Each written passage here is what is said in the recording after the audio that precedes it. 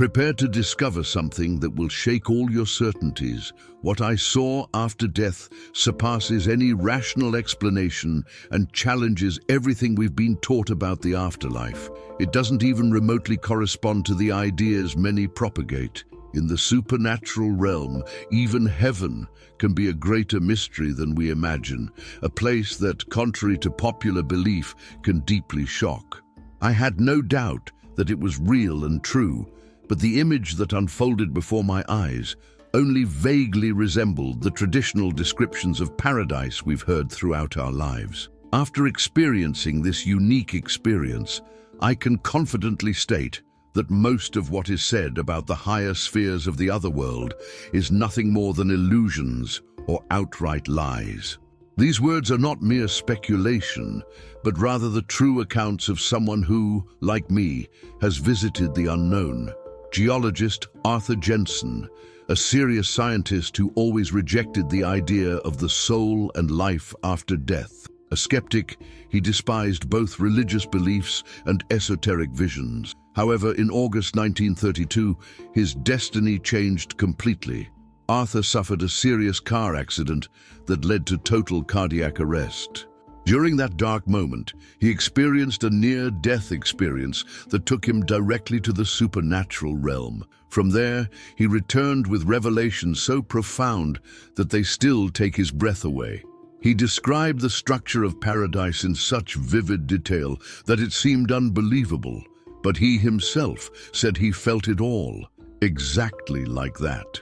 When the doctors declared him dead, Arthur felt his soul detach from his body, something natural and inevitable, but for him, an atheist, an unexpected shock.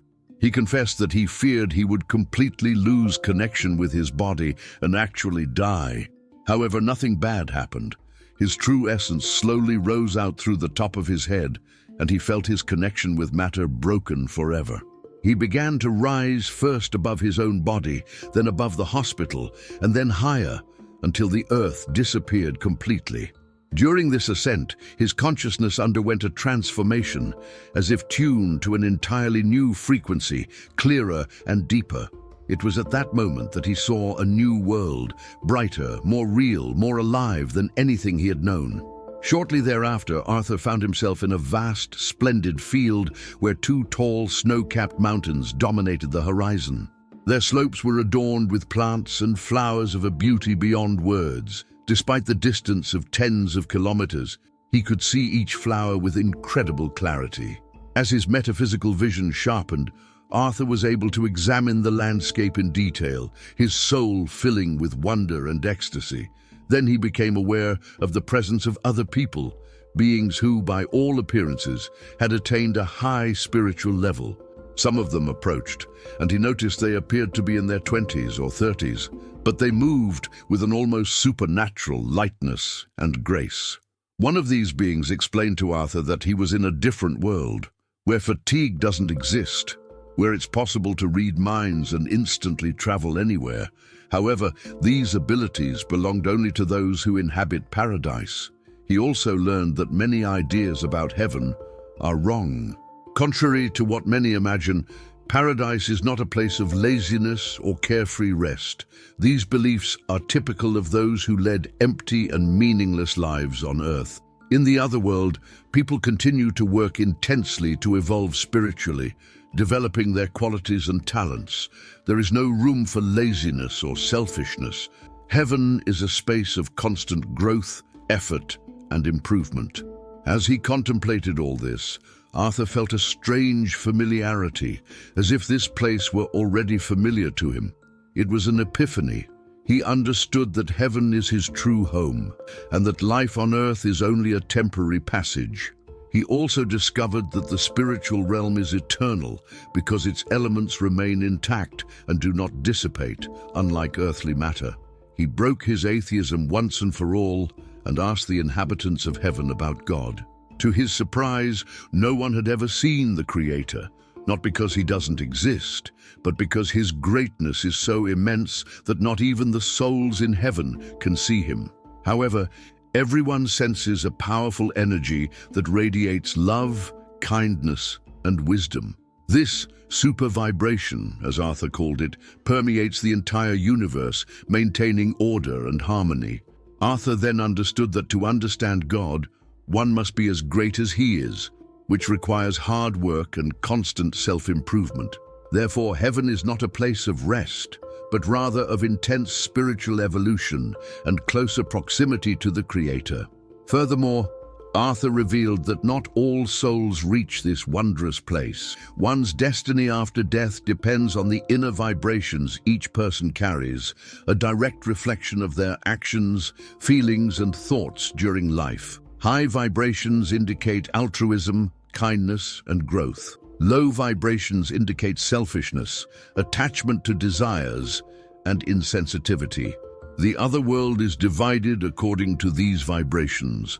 Like attracts like. High vibrations lead to paradise, low vibrations lead to areas known as hell. But hell is not a place of physical fire.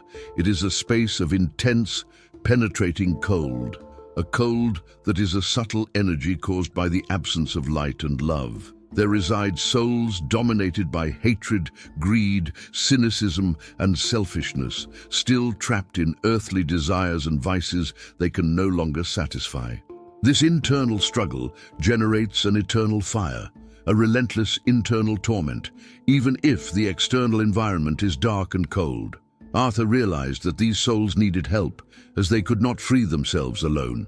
Therefore, higher beings periodically descend to these regions to guide those ready to repent and begin their ascension to true paradise. During their conversations, Arthur felt his mind clear and understood that everything in earthly life has a purpose. However, one of his guides told him he must return to Earth, a mission that left him angry as he didn't want to leave that wonderful world. The inhabitants of the other plane, however, were firm. Arthur would have an essential role to fulfill in earthly life. He would be called to help many people in a time of great turmoil and suffering. Only by fulfilling this mission could he return to paradise and remain there forever. At that moment, Arthur felt a tingling sensation throughout his body and awoke in his physical body. Since then, he has never hidden his experience, and today he admits he was wrong to deny the existence of the soul and life after death. Many deny this reality, but deep down, everyone desires the continuation of existence beyond mortality. If they didn't believe it, why are they still so interested in the subject? Why do they watch movies, read books, and seek answers about the afterlife? A similar case is that of Vincent Henley, a Swiss farmer who, in 2011, died clinically after a serious tractor accident.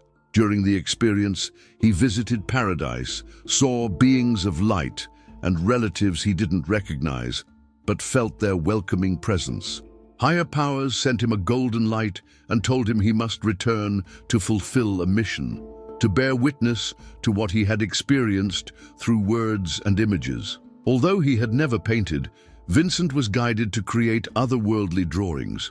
During his recovery, the physical pain was intense, but he felt a strength that motivated him to complete the task. He knows that his hands were instruments of higher powers, and today he sees himself as a link between heaven and earth, committed to fulfilling his mission. Vincent emphasizes that we must all prepare for the afterlife, which exists regardless of belief. Each of us has a mission on earth, and our fate after the end of our physical existence depends on it. These experiences show us that death is not the end, but a passage to a new stage of existence where our actions and vibrations will determine what we will find. Heaven is not a place of rest, but of constant evolution, and hell is the reflection of the negative vibrations we cultivate. Earthly life is our chance to prepare our souls for this great destiny. Now the question remains, are you living in a way that raises your vibrations? Are you investing in your spiritual growth and the good of others? Or have you allowed distractions and selfishness to distance you from your true purpose? Reflect, awaken to this reality, and begin the path of inner evolution today. If you want to continue uncovering these mysteries and receive content that transforms your perspective on life and death, be sure to follow this channel and share this video with those who need their eyes open to the truth that few know. The other side awaits, and your journey is just beginning.